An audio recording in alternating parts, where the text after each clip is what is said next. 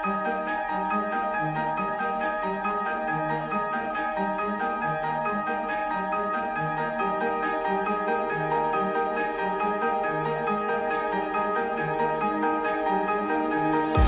and gentlemen, everyone, greetings and welcome indeed to a special session from Global Lecture Series hosted by the Tokyo Metropolitan University and aided, of course, by the city of Tokyo.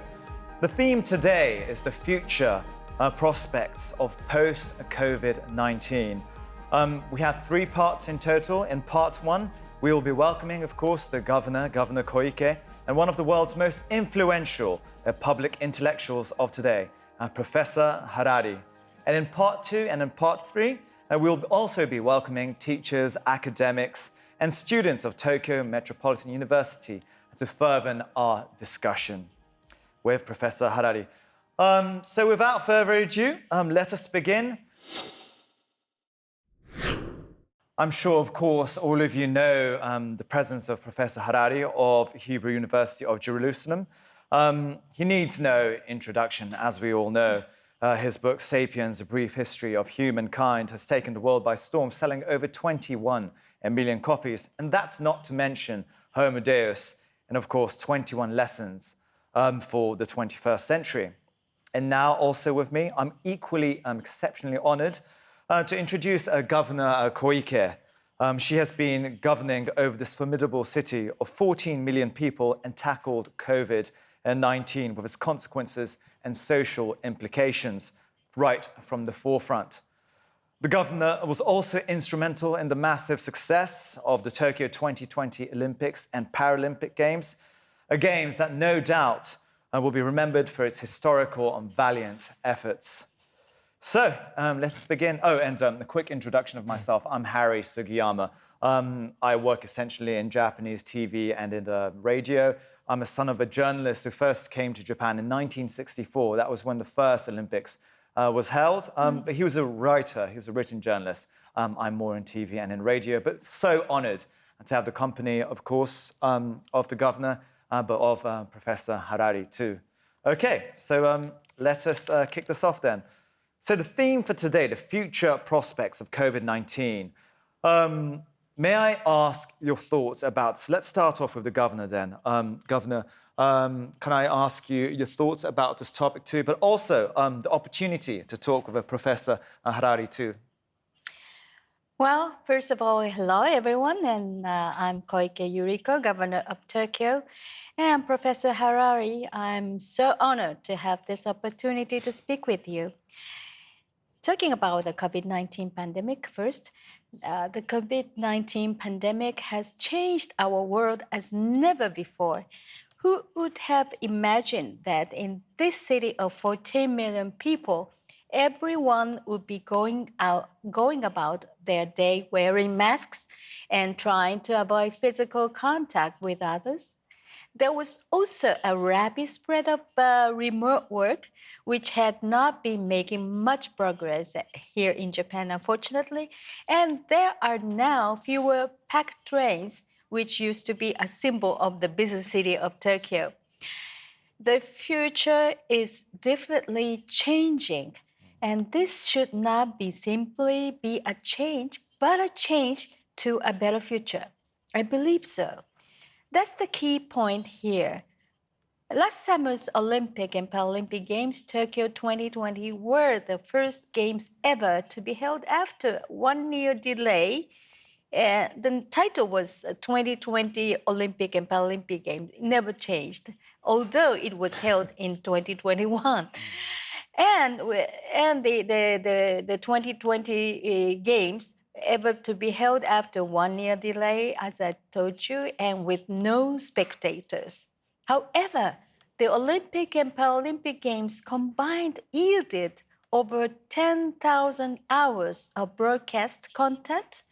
The Olympic Games Tokyo 2020 generated about 28 billion video views, and more than 3 billion people worldwide watched the Games. And with the cooperation of people around the world, we were able to deliver a successful Games. by building upon the legacy of the games, I believe we can take Tokyo to its next stage as a sustainable city. And from amid the turmoil and chaos of today, we must act to seize the future. And I hope to discover hints on how to go about this through this talk with Professor Harari, the world-renowned scholar who foresees the future from the history of humanity's past. Thank you very much. It's my first message to the listeners and audience. Thank you very much, Governor. Professor Harari, what are you looking forward to in today's conversation with the Governor? And how do you envisage the world post COVID-19? Well, I think that it's impossible to foresee the future because the future depends on the decisions we make, on the actions we take. There isn't a single deterministic future. If we look at the past 2 years and how we dealt with COVID, then on a global level, I think that it has been a tremendous scientific success coupled with political failure. Never before have humanity been so powerful in the face of an epidemic. You know, most big epidemics in the past, like the Black Death in the Middle Ages, or the big influenza epidemic of 1918, humanity was completely helpless in the face of them. People didn't understand what was happening, what could be done about it. We were helpless. With COVID, it took just 2 weeks to identify the virus, and within a couple of months, we knew how to slow down and delay the chains of infections. Within a year, we had vaccines, effective vaccines against it. It is an amazing scientific achievement. But on the political level, even though we saw many successes on a municipal and on a national level, some municipalities and countries have done really well. On a global level, it was really, I think, a miserable failure because there was no global cooperation on this, or a global plan of action of how to stop the spread of the epidemic when it was still possible to do it in the early stages, and how to manage it, both medically and economically, later on. We saw in many places, like in my own country of Israel, that governments were focused on, say, vaccinating their own populations without realizing that if you allow the virus to continue to spread in other parts of the world, like in developing nations, it won't help you so much if you vaccinate your own people, because there will be mutations, there will be new variants of the virus. We need a global response, and we didn't get the global response that we really needed. And I hope we learned the lesson, and that on other future crises, whether it's a new pandemic, whether it's climate change, whether it's disruptive technology, we'll see better global cooperation, and this is really on the politicians. Scientists give us the tools, but the decisions must always be made by politicians. I'm against letting scientists make policy decisions. They weren't elected by people. They don't represent the people. This is the job of politicians. So I hope that they'll be able to cooperate better next time. And one more thing that I would like to point out is that, again, the amazing success, technological success of shifting so many things, like the Olympics, online. One of the biggest things that didn't happen in the last 2 years is that the internet didn't crash, which is amazing. We shifted so many activities overnight online, and it's an infrastructure. It wasn't built to deal with so much traffic, and it held, which is really amazing. The downside is that now the tech companies, the technology has so much power over us that this is a source of deep anxiety, that what will be done with all that power. Thank you, Professor Harari. in talking about technology, I want to further discuss how technology is going to be lived with the future coming up. In your book, 21 Lessons for the 21st Century, there are fascinating thoughts on how we should live with technology, the good and the bad, regarding the consequences, and crucially, the role of AI and big data. I would first of all like to ask the governor on her views regarding digitalization, technology, also with Tokyo too. Thank you. Well, Harry, thank you. And talking about the digitalization or IT, the pandemic has accelerated the trend for digitalization. Technologies such as 5G, AI, and big data are important tools for enriching them and making people's lives more convenient. And the quick implementation of these innovations is indispensable for Tokyo to continue to shine. The Tokyo Metropolitan Government as well is actively adopting such technologies, including conducting projects on self-driving buses and taxis and analyzing big data on people flow when an earthquake strikes. And these will also be used to raise the quality of government services. We call it the QoS, quality of service.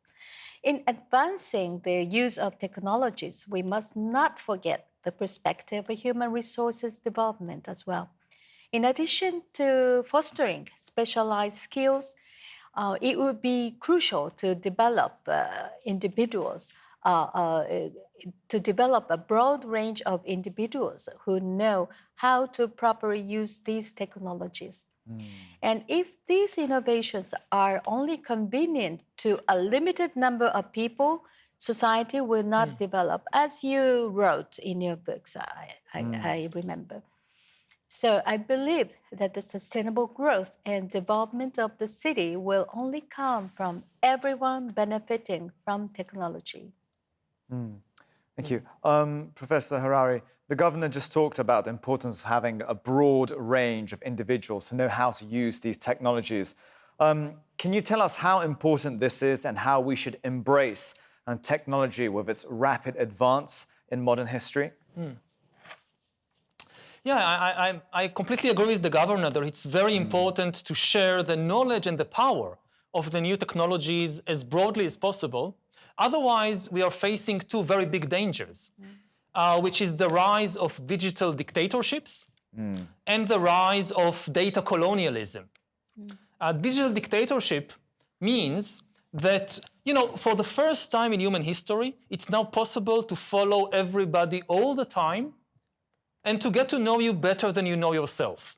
Now, dictators throughout history always dreamt about following everybody all the time and getting to know them better than they know themselves, but it was never possible because the tools weren't there. The KGB, even in Soviet Russia, couldn't really follow each and every Soviet citizen 24 hours a day. It was impossible. Now it's possible. For the first time in history, it is possible to create this total surveillance regime. And if we allow this to happen, the result will be the worst totalitarian systems in human history, far worse than the Soviet Union or Nazi Germany. The other big danger, this is the danger on the kind of national level. The other big danger is of data colonialism, a new kind of colonialism, in which all the data of the world is harvested by just a couple of advanced countries which lead in the industries of AI and data collection and data analysis. And this can result in a new kind of a colonial situation. Just imagine that 20 years from now, somebody in another country, in the US, in China, I don't know, has the entire personal data of every politician, every journalist, every judge, every military officer, their entire medical records, every sexual encounter they ever had, every joke they ever told. It will no longer be an independent country. It will be a data colony. You know, in the 21st, previously in history, to control a country, you needed to send in the soldiers and the tanks. In the 21st century, to control a country, you mainly need to take out the data. That's enough. So how do we make sure that we don't have this huge imbalance, not just on the national level, but also on the international level, that we don't have just a few countries kind of controlling the flow of data of the whole world and these powerful technologies of AI. Thank you. In talking of life post-COVID-19, we talked about the important elements of technology, but I also want to talk with both of you about environment too.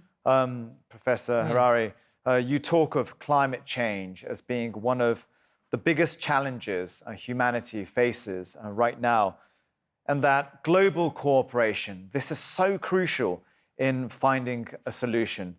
Governor Koike, is this how you feel too? Well, what Dr. Harari said about rising data dictatorism and data colonialism, that's very fearful. And what I wonder how we can manage it. We cannot manage climate change, and as a matter of fact, for your information, I'm a former minister of the environment, and we started to study about the climate security.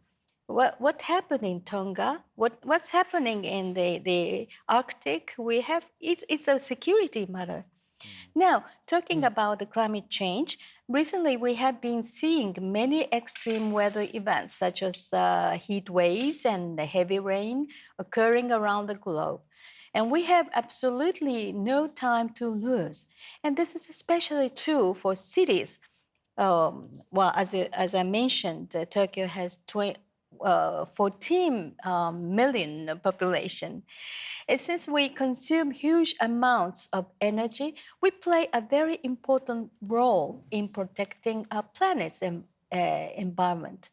In order to achieve zero emissions by 2050, the Tokyo Metropolitan Government is aiming for carbon half, a 50% reduction in greenhouse gas emissions by 2030.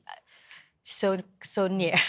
And emissions from office buildings, homes, and other buildings account for about 70% of Tokyo's carbon emissions.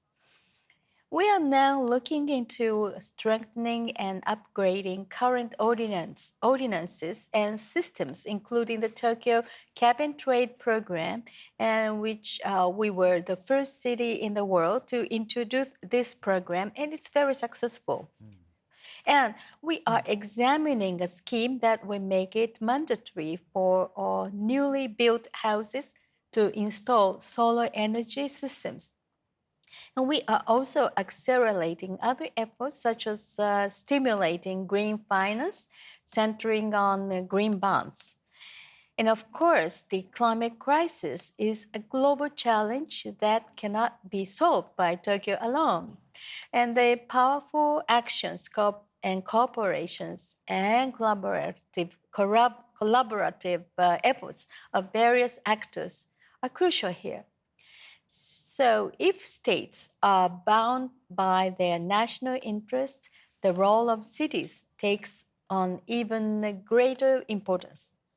In partnership with the other members of the C4 Cities,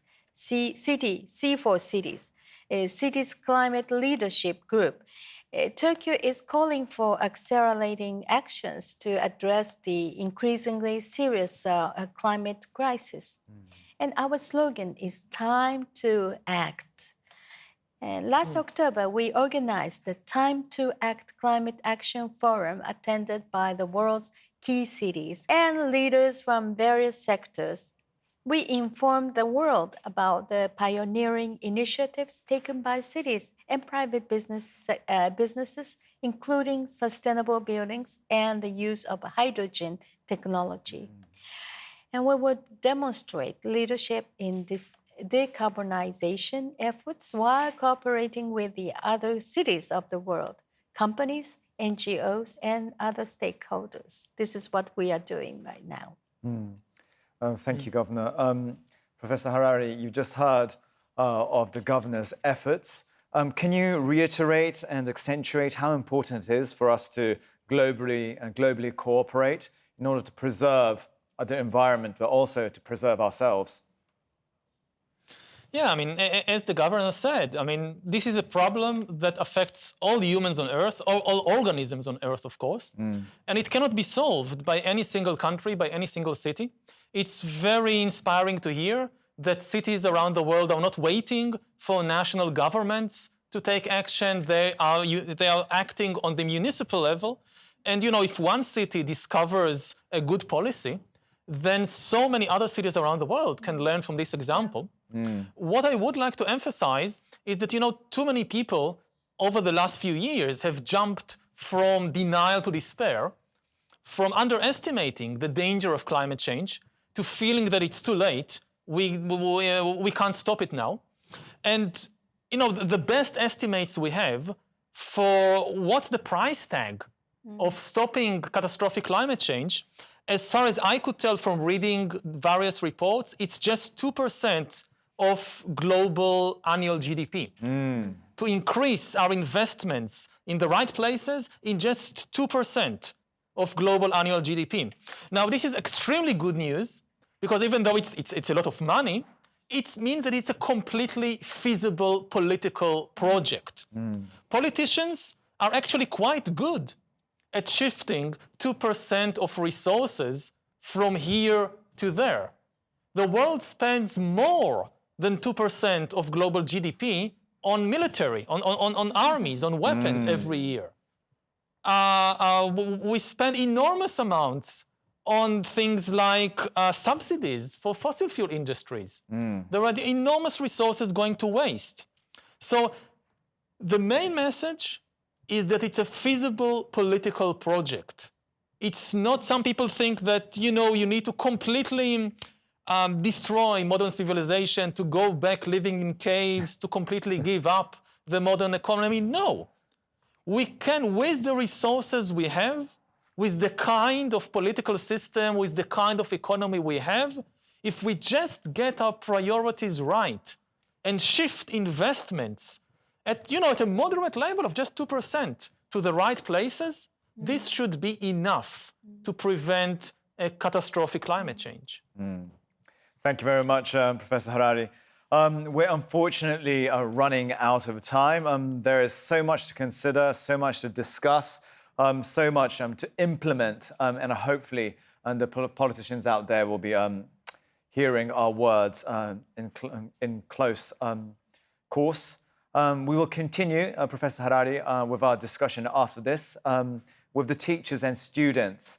But for now, I would like to ask the Governor for some words to our youths who will be designing the eventual future of Tokyo. So, Governor, if you please. Thank you, Harry. Thank you.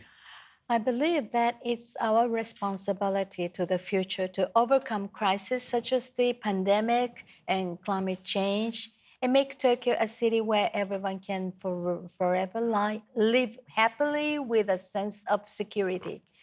And remember that in any age, it is people who forge the future, and you students will be the principal actors of the future Tokyo. So Tokyo's society and economy were greatly affected by the virus, and I'm sure that you will all experience difficulties as well. What's important comes next. We must not just return to life before COVID, but use the experience gained from the pandemic to grow to further heights. And also, let's study more about the history. And one famous message that the that the fools learn through experiences, but the wisest learn through history. So let's realize a sustainable recovery, and to that end, as well, I hope you will continue to maintain a positive attitude and actively take up all kinds of challenges and keep up the good work. And thank you very much, Dr. Harari. I should be back to the meetings to fight against COVID-19. Please, thank you very much. It's so nice of you to exchange views, and I hope to see you soon in Jerusalem or in Jerusalem, or you are. Or in Tokyo. Yeah. Tokyo. Yes. Hopefully. Excellent. Thank you. Yes. Thank you very much, Governor. Best of luck with your meetings. Keep on fighting. And thank you very much to Professor Harari too then. Discussions will follow with our teachers in due course. Thank you very much. さて、ただいまより都が設置する唯一の総合大学である東京都立大学の先生方および学生の皆様に入っていただき、持続可能な未来に向けて我々どうあるべきなのか大いに議論していきたいと思います。まずは都立大についてですが、9000人の学生を抱え、東京都や東京の人々とのつながりを大事にするとともに、幅広い分野の基礎から応用までの研究を進めて、人類の知を発展させることを重要な使命としています。都立大のシンボルマーク、大学の頭文字 T と上向きの矢印を表現し、自発の心が未来を開く、これをコンセプトとしています。そしてこちらの都立大から先生方お二方をお迎えしています。まずはですね、じゃあ拓磨さんから自己紹介の方をお願いしたいと思います。はい、東京都立大学法学部で国際政治学を教えております拓磨佳代と申します。よろしくお願いいたします。どうぞよろしくお願いいたします。続いて大貫先生。東京都立大学人文社会学部で歴史学を教えております大貫俊夫です。よろしくお願いします。はい、よろしくお願いいたします。お二方ともにですね、パンデミックをめぐる世界各国の対応についていろいろと積極的にメディアを通してご発信されていると思いますけれども、このトークセッションご案内の通りタイトルがポストコロナの未来予想図ということですけれども、先生方それぞれにポストコロナ後の世界、持続可能な未来、そしてグローバルな連携などの点から、現在のですね、課題のこの認識をいろいろと伺っていければ嬉しいです。ではまずは拓磨教授からお願いできますでしょうか。Thank you for your introduction. Nice to meet you, Professor Harari. I'm Kaio Takama from I'm Kaio Takama from Tokyo Metropolitan University. I'm a big fan of your books, and when I heard of this event for the first time, when I heard this event, I got so excited, and I had no choice but to participate in this event. And I actually appreciate it. I actually appreciate this opportunity, and thank you for taking your time out of your very busy schedule. I'm teaching international relations at my university, as well as researching the global health governance, with a special focus on its interaction with the changing international environment. And with such background, today I would like to share my ideas on global response to the COVID-19. I have researched the history of international health cooperation, and based on such my research, I view the lack of global response as the most remarkable feature of the response to the COVID-19. We human beings, we human society have cooperated with each other to cope with the various viruses such as cholera, typhus, or Ebola, even amid the political tensions. For example, European countries have cooperated to establish the international sanitary regulation at the beginning of 20th century, just before the First World War, and the US and USSR have also collaborated to develop the polio vaccine or to eradicate the smallpox. And in contrast to such precedent, the response to the COVID-19 has been characterized by the lack of international solidarity. I do not mean that there is no international cooperation at all, but I mean that the international cooperation that has occurred is not sufficient to cope with the virus effectively. You know that as has been reported that there is a huge vaccine access gap between developed and developing countries. And South Africa willingly publicized the emergence of Omicron variant, which was just treated coldly by international society with a strict travel ban. I worry that the combination of such cases will be disincentive to share information internationally, and ultimately, hinder the international cooperation itself. And there are various factors that explain the lack of such international cooperation. Unlike the recent outbreaks such as the SARS or Ebola, the COVID-19 affects the world, although was a world simultaneously. So each country is busy with, coping with domestic, each country is very busy with its own domestic response, and they cannot afford to engage in international cooperation. And international political factors such as lack of leadership or the U.S.-China confrontation also contribute to the lack of such, the lack of international cooperation. And based on such perception, my question is that how to end the pandemic and how to prevent the next pandemic in this difficult international environment. The biggest lesson from this pandemic is that without international cooperation, it takes longer to end the pandemic. Actually, the COVID-19 pandemic is the longest pandemic to occur since 2000. And unfortunately, factors that suppose the lack of international cooperation, such as U.S.-China confrontation or the rise of populism, will continue to have an impact on our international society. So I cannot but be pessimistic about the future of international society. So and such lack of cooperation is also true for our response to other global issues such as climate change or nuclear control. So I would appreciate if you could share your thoughts on this point. Thank you very much. Well, thank you for this. I completely agree with your analysis. For me too, it was a huge disappointment to see the lack of global leadership and the lack of global cooperation over the last 2 years. In the beginning, it was like watching a disaster in slow motion, that as the virus began to spread around the world, and it was still in the initial stages, decisive action could have stopped it. And there was like, there are no adults in the room.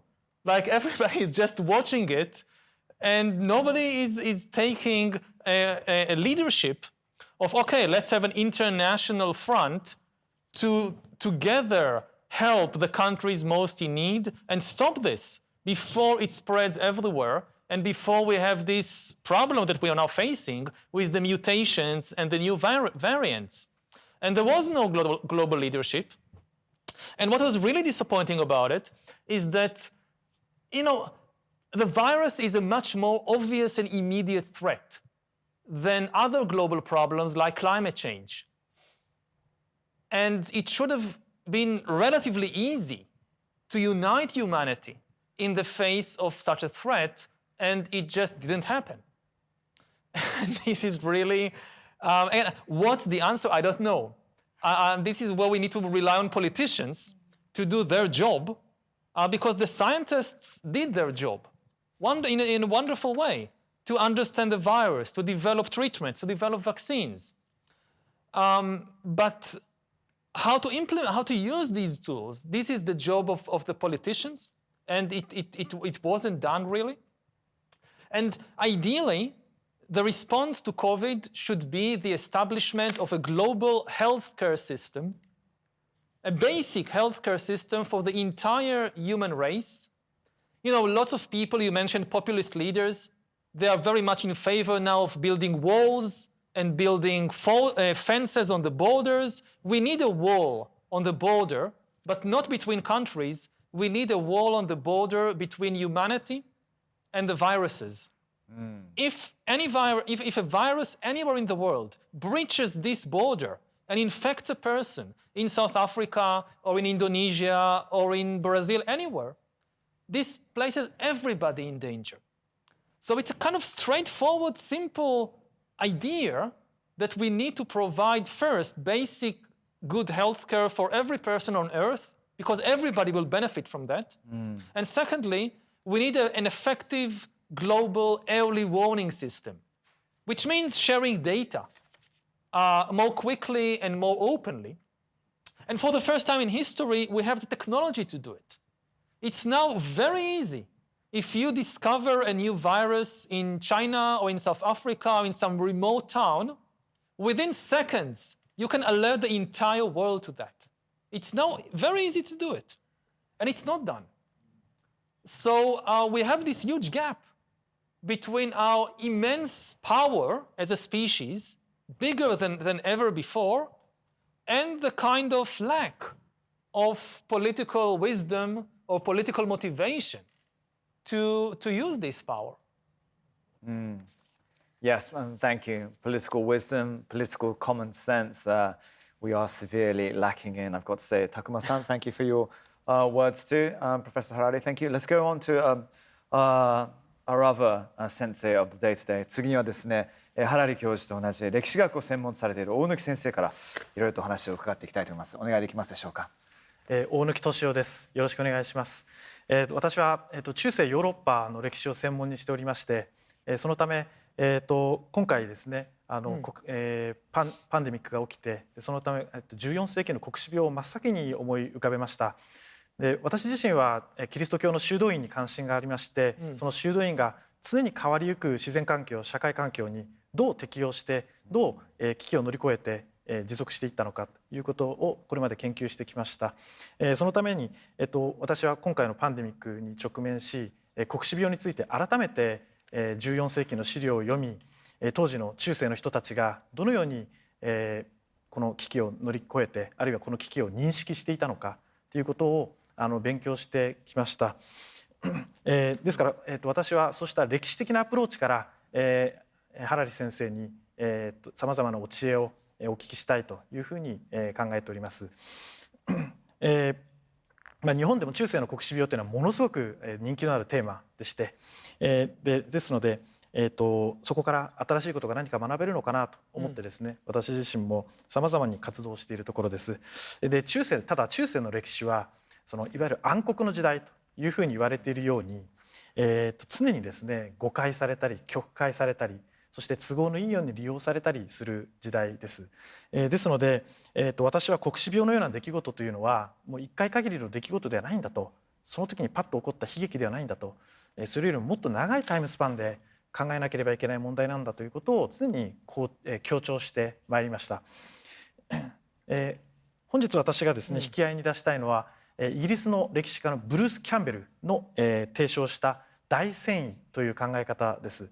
で、この枠組みにおいて彼はそのペスト、14世紀半ばのペストの原因を述べるにあたってですね、1270年頃に起きた気候上の大変動、つまり小氷期に入ったということからそのペストの原因を述べています。このようにしてですね、より長いタイムスパンで考えないと今まさに起きていることというのは理解できないんだということなんだと考えます。で、さらにまた彼が社会生態系と呼んでいるこの右側の図のようにですね、社会生態系と呼んでいるこの図のように天候やエコシステムといった要素を議論に組み込まなければいけないということだと考えます。そのため先ほど都知事との対話の中でこの自然環境天候危機についてかなりその危機感を持って語ってらしたのがすごく印象的で、私自身も強く、共鳴するところです。以上から、私はですね、今日のパンデミックを単純なその人間とウイルスの間の戦いだというふうなその二項対立的に考えるということはちょっと控えた方がいいのではないかと思います。つまり気候問題などそういう自然環境を全て加味したより大きな視点から広い視点から今回のパンデミックを捉えるべきではないかと。でさらに言えばパンデミックを契機にそういった自然環境の問題に人々一人一人がアプローチしていく必要があるというふうに考えるのですが、それについてどのようなお考えをお持ちかお聞かせ願えますでしょうか。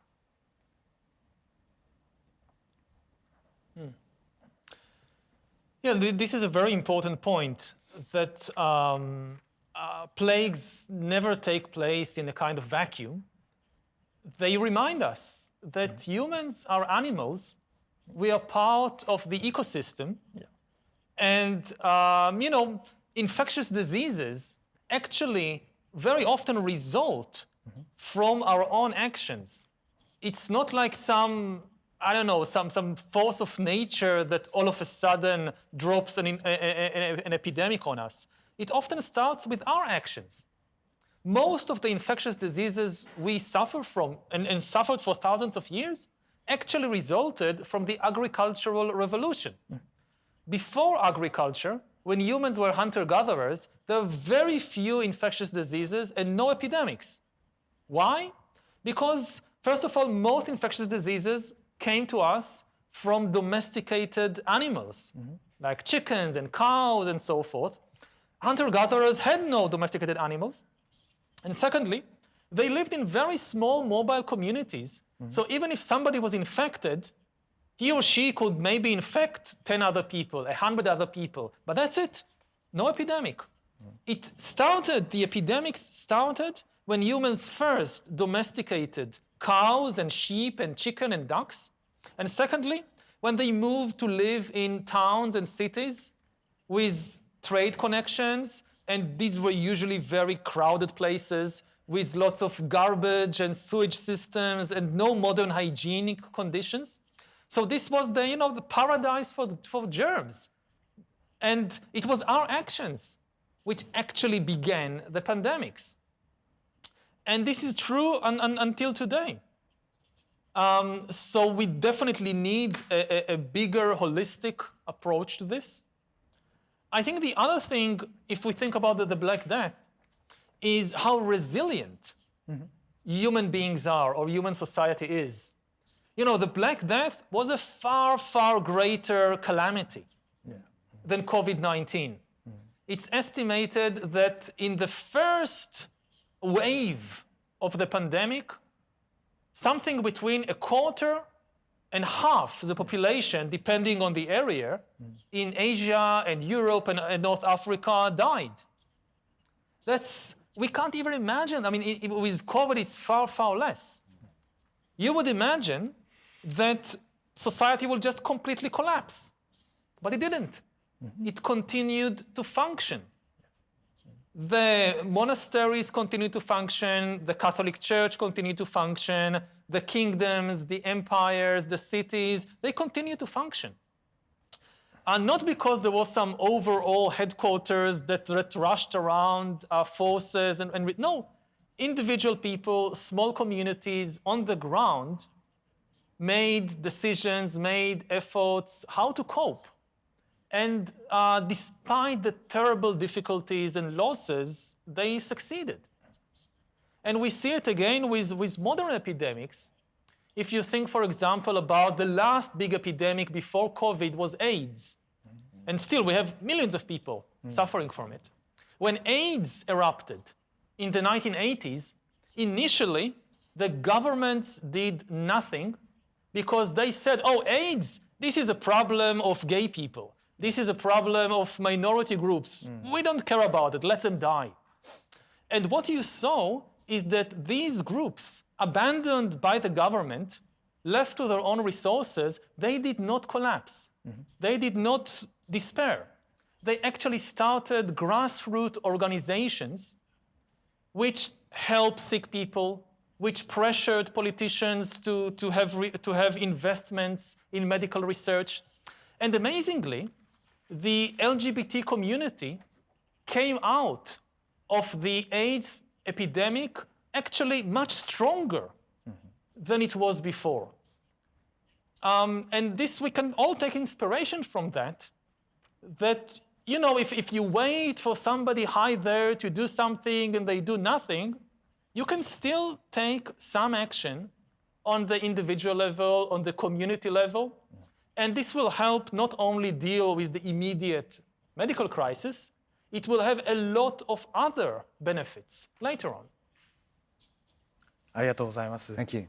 黒死病があっても中世のヨーロッパではその社会が大きく変化することなく続いていったんだっていうのはすごく印象的で、ただ続いていったからこそ本来変えなきゃいけないことも、例えば貧困の問題とかその人口が増えている問題とか、そういうジェンダーの問題とか、そういう変えていかなきゃ問題っていうのがそのままこう置き去りにされる可能性もあるわけですよね。ですからそういったことについて、私たち一人一人が強く意識しながら取り組んでいかなければいけないんだなということを強く感じました。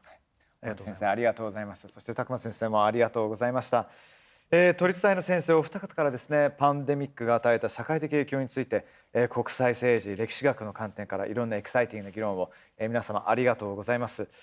次はですね、いよいよ都立大の学生の皆さんに登場していただきたいと思います。さてここからは都立大生の皆さんにジョインしていただきます。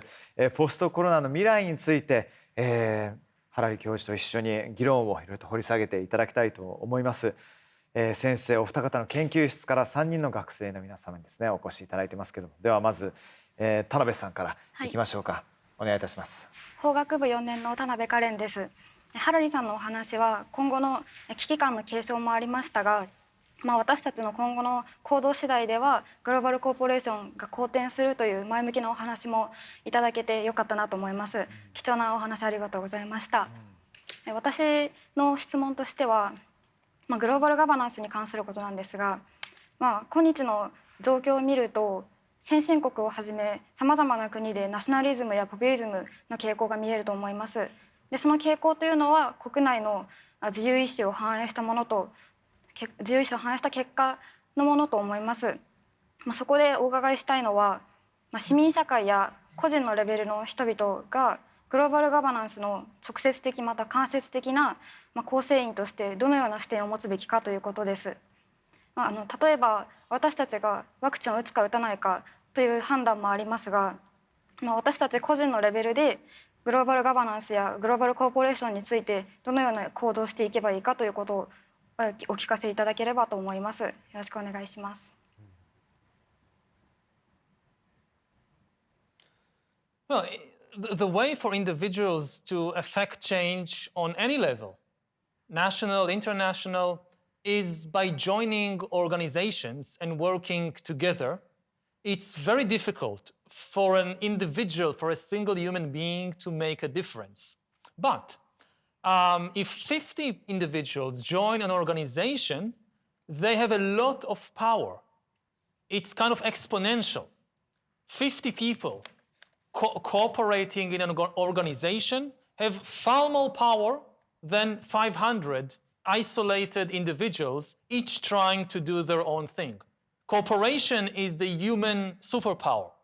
So if there is a cause which is important to you, which is close to your heart, whether it's healthcare, whether it's climate change, anything, the best advice as an individual is join an organization. If there is no organization that kind of does what you think should be done, start an organization and cooperate with other people. Now, and again, the other thing to remember is that don't think in binary terms, in terms of contradictions of either or. Like with nationalism and populism, some people think I have to choose as an individual or as a country. I have to choose between nationalism, national loyalty, and globalism, global cooperation. But this is not the right way to think about it. There is always usually a way, I mean, the reality is complicated. We have multiple loyalties, And we can actually often find that these things help each other. They complement each other. I don't think we need to give up nationalism in order to have good global cooperation. We just need to understand nationalism better. If people think that nationalism is hating foreigners, then no, you can't base cooperation on nationalism. But nationalism is not hating foreigners, it's actually loving your compatriots and taking care of them. And for instance, in a time of a pandemic, the best way to take care of people in my country is to cooperate with people in other countries. So to be a good nationalist means to support global cooperation. Like in Israel, we got a vaccine. I got like 3 times the Pfizer vaccine. It was not developed by Israeli scientists. And it was not manufactured by Israeli companies. No, it was developed by a German company, which was established by Turkish immigrants to Germany, and then manufactured by an American multinational, Pfizer. So it would be ridiculous of Israeli nationalists to say, no, we don't want this Turkish-German vaccine. We wait to have an Israeli vaccine. It will be ridiculous. So there is no contradiction between nationalism and globalism. And if we are able to go beyond this kind of oversimplified binary thinking, it can help solve a lot of problems, not just the pandemic. Thank you. ありがとうございます。田辺さん、教授のお言葉いかがでしたか？両立できるということをすごく納得しました。私も含めさまざまな人がその考え方を持つことがすごく大事だなと思います。Excellent. Thank you to both of you. Let's go to our next student then. 続いての学生の方ですね。大塚さん、お願いできますでしょうか。はい、近世ハンガリーの宗教改革について研究している大塚です。先生方のお話では、コロナの解決には国際的な協力が必要であるということが非常に印象的でした。そして、政治を動かすためには私たちの意識も変わっていく必要があると思います。そこでポストコロナの異文化交流について質問させていただきたいと思います。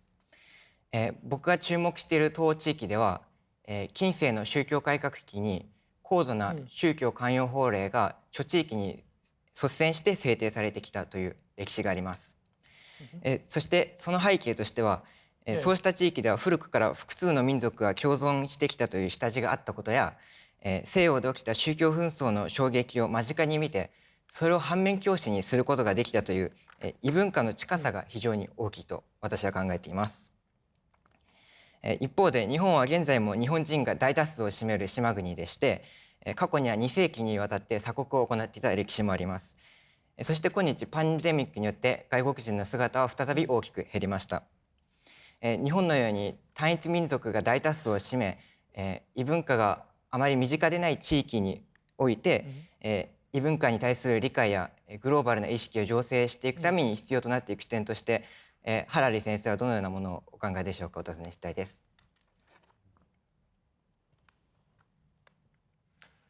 Well, I mean, first of all, to just realize how important foreigners and foreign ideas are for each and every one of us.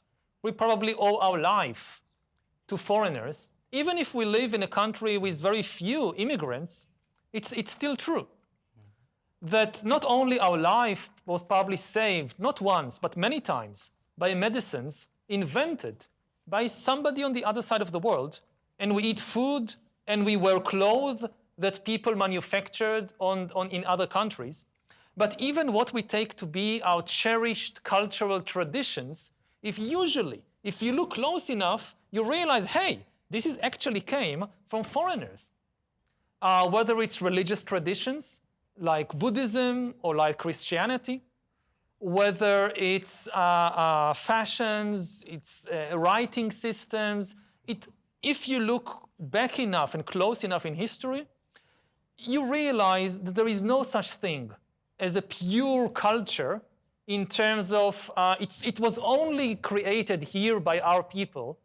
We didn't take anything from other people. It can be sports, whether it's baseball or football, that was invented by other people and we adopted it. If you really try to kind of say, let's get rid of all the foreign influences, you would very soon realize that you get rid of almost all your life. What you love to do, what you love to eat, your most intimate thoughts, they too often came from foreigners. So I think it's a good exercise for any person in any country to really, like make a list of the things that define you, of the things that make your life worth living, and then investigate where did things really come from. So some things certainly you will find, yes, they came from here. But you would be surprised how many things actually came from foreigners. 大塚さん、いかがでしょうか。はい、私たち自身の中にあるその多民族性とか、そういったものに気づいていくことが非常に大事だと思いました。ありがとうございました。ありがとうございます。Before we go on to our next question, Professor Harari, you talked of this list that we should be making for ourselves. Did you ever have the opportunity to do that for yourself? Oh yeah, I think about it a lot. Yeah. And almost everything I cherish and value in life, it came from some of it came from somewhere else, from other people. Whether it's the food that I eat. So I don't know. I like tomatoes, and tomatoes didn't come from Israel. Didn't come from the Middle East. They were domesticated in Central America by Indians. And I meditate 2 hours every day. This is not Jewish meditation, it's a Buddhist meditation that came from Southeast Asia. And I don't know, I like, when I was a kid, not an Eli, I like to play football. So football wasn't invented by Jews, football was invented by English. Yeah. And so on and so forth. So, I mean, even what people take to be kind of Jewish religion, if you really look into it, you find that many of the ideas and traditions that are central to Judaism, they actually came from the Egyptians, from the Babylonians. The letters that people write the scriptures, the Bible with, they are not Hebrew letters. They are actually the script of the Assyrian Empire, which was adopted by the Jews when they lived under the Assyrian Empire. So like this, as I said, if you examine almost anything, you realize at a certain point, it was actually influenced, or it came from foreigners. Excellent. 皆さんもね、もしお時間あったらそのリストをご自身で作っていただいて、いろいろとね、いろいろと自問自答するきっかけになるかもしれません。大塚さん、ありがとうございます。では最後にですね、諸岡さん、お願いできますでしょうか。はい、都立大学の諸岡陸です。先ほどからグローバルな連携が重要であるというようなお話から、コロナ禍における指導者の役割についてお聞きしたいなというふうに思います。私は13世紀のスペインを対象に、キリスト教国家におけるキリスト教国家の宮廷におけるユダヤ人というのを研究テーマにしております。そこではキリスト教徒とユダヤ教徒、時にはムスリムといった人々が天文表の作成だったり翻訳活動といった文化事業に協力して取り組んでいる姿が見られます。こうした異なる3つの宗教の人々が協力することができた理由の一つに、文化事業を推し進めた国王という指導者の存在が大きな要因だったのではないかというふうに考えております。そしてこの新型コロナウイルス流行に伴う国際的な課題解決の場において多国的な協力を行う際にもこうした議論というのを主導していく存在が必要だというふうに思っております。ハラリさんも国際協力というものの重要性を説いておりますし、先ほどもグローバルヘルスコーポレーションといったものの重要性というものについてもお話しされていたようにお話しされていたと思います。世界を見ると少し前まではアメリカがその世界を引っ張っていく指導的役割っていうのを担ってくれていたかと思うんですけれども、近年ではアメリカがそういった立場から退いてしまった今、それを引き継ぐ国もしくは組織っていったものに求められる要素であったり素質っていったものにはどういったものがあるのかなっていうところについてハラリさんのご意見をお伺いしたいなと思います。Yeah, there is always need of leadership on such things. And it's true that the US have served as a kind of global leader for several generations, but it basically abdicated this position, this job, in the last few years. And we see it in the COVID pandemic that there was no leadership. We can hope that maybe the US will take this position again, but it's very uncertain.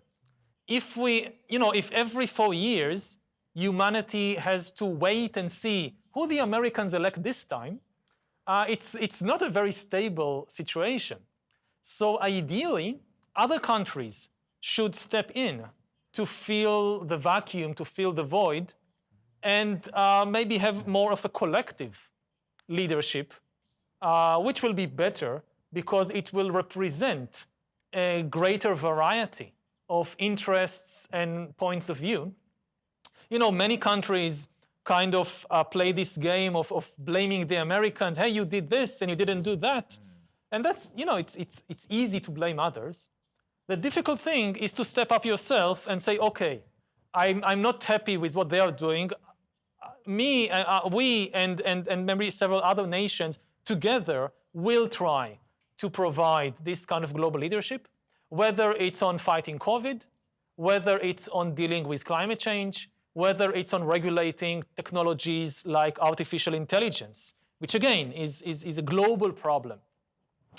And whether it will actually be done or not, I don't know. I mean, the thing is that I'm a scholar, I'm a scientist, I'm not a politician. And there is a huge difference between the two. Many people also are in the tendency of kind of ridiculing or blaming politicians. But there are good politicians. There are bad politicians, of course, but there are some good politicians out there. It's a very difficult job. So it demands a lot of responsibility. And it's there. Nobody can really replace them. Sometimes when people despair of politicians, they try to look elsewhere for leadership. Okay, maybe the scientists will lead the world. Maybe the celebrities, the film stars, the rock stars will lead. It won't work. As a scientist, I tell you, we can't do it. You need very special skills to be a politician. Mainly, you need to be able to make compromises and strike deals and build coalitions. It's a very special skills. I don't have them. I can't do it. Rock stars also, they can't do it. So we just need better politicians. 諸岡さん、いかがでしたか？はい、ありがとうございます。先ほど、単一の国家ではなくて、いろんな国家が集まってリーダーシップを発揮していくっていうのはその通りだなと思って、やっぱりそれぞれの国が自分の得意分野なり他国の足りてないところを補っていくっていう姿勢っていうところを考えていきたいなっていうふうに思います。ありがとうございます。Thank you. Professor Harari, has no one ever told you you should be a politician? Many people told me, and they just don't know me. I mean, I would be a terrible politician. Again, I'm not saying it out of false modesty or anything. As a historian, I know what it takes to be a good politician, and I just don't have it. It's it's a special set of skills that, above all, you need this ability to build coalitions, wide, broad coalitions, to take into account the interests of different groups and balance them, to inspire different groups. And it's a very different thing than what scientists do that say they pursue the truth. In politics, the truth is not always your best friend. If you just go around telling the truth to everybody, you will annoy a lot of people. Your coalition will break up very quickly. So you need to know to have this balance. Again, some people take it to extreme, and you have these politicians that just lie in order to gain power, and this is terrible. But the other extreme of just, I'll just say the truth no matter what to anybody in their face, and hope they will come around, it also doesn't work very well. So we need this group of people that, they train for many years. You don't start by being president or prime minister. You start on a municipal level or whatever, and you slowly climb up. And it's a respectable and very difficult job.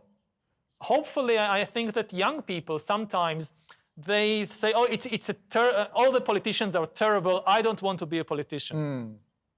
And that's bad, because then we'll have only bad politicians if all the good people stay out of politics. So, yeah, it's a difficult job. It's sometimes thankless.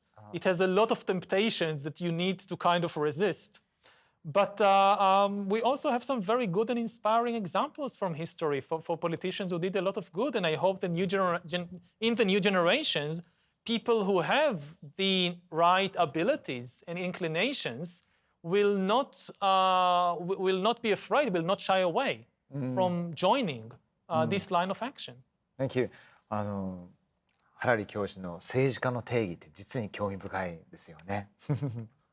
さあ、それではですね、あっという間ですけれども終わりの時間が近づいてまいりました。Professor Harari, it's been a great honor to have time with you. I'm speaking on behalf of absolutely everyone. Last but not least, in some of your recent interviews, if we play our cards correctly, you've stated that Omicron could be the last, or COVID-19 could be the last pandemic. I well and truly hope so.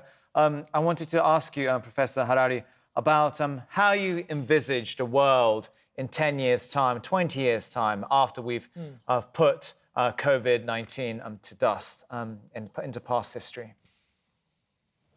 It depends on us. There isn't a single future, deterministic future that you can just foresee.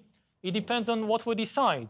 If we react to COVID and to other crises like climate change by accusing other people, by disunity, by developing greed, how do I make as much money as possible from this opportunity, by spreading disinformation and conspiracy theories, the world will be a terrible place in 10 years. If, on the other hand, we react with generosity, with cooperation, by trusting science, even when it gives us unwelcome news, then the world could be a wonderful place in a very short time, 10 or 20 years, because humanity has enormous resources. We are currently kind of misusing our resources. We invest a lot of time and energy and money in the wrong places. But we are immensely powerful. And if we get our priorities right, and again, if we develop wisdom and compassion and not greed and hatred, then we can create a wonderful world for everybody. Excellent. And in order for that to become a reality, that would be up to the politicians.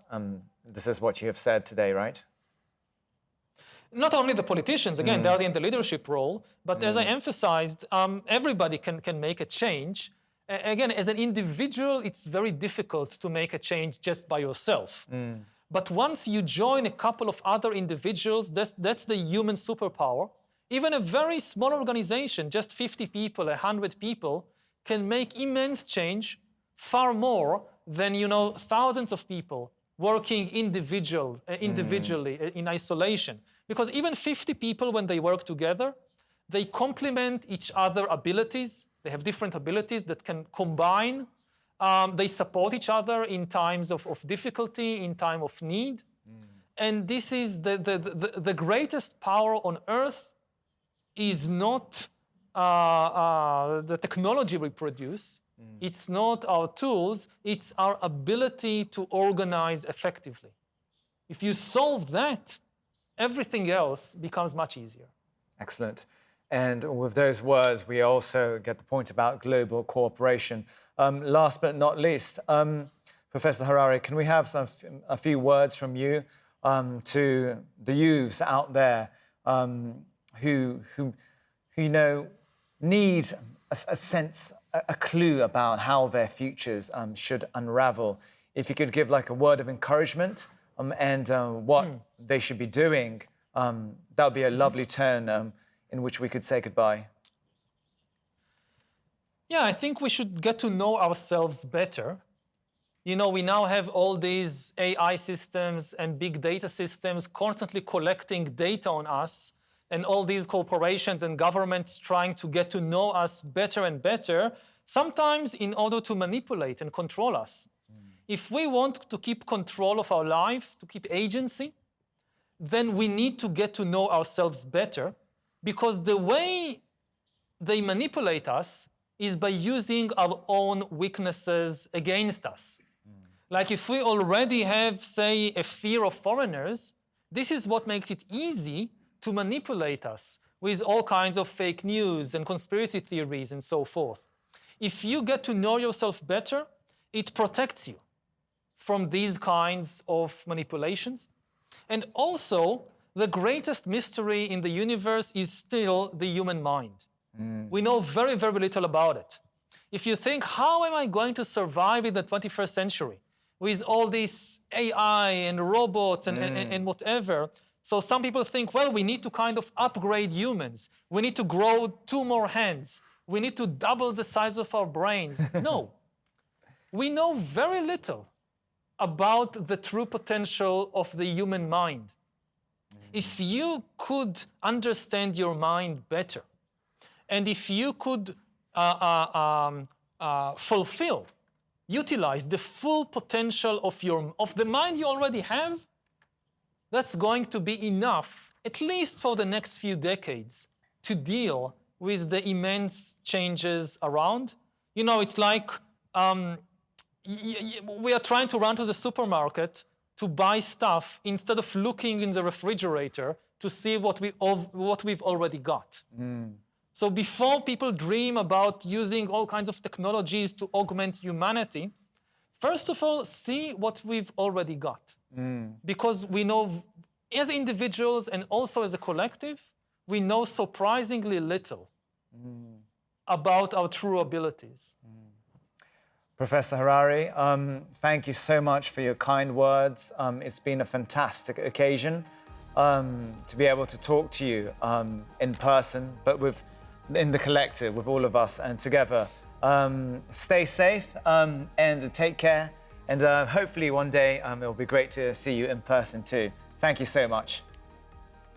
Thank you. It's been great to meet you also. Cheers. Thank you.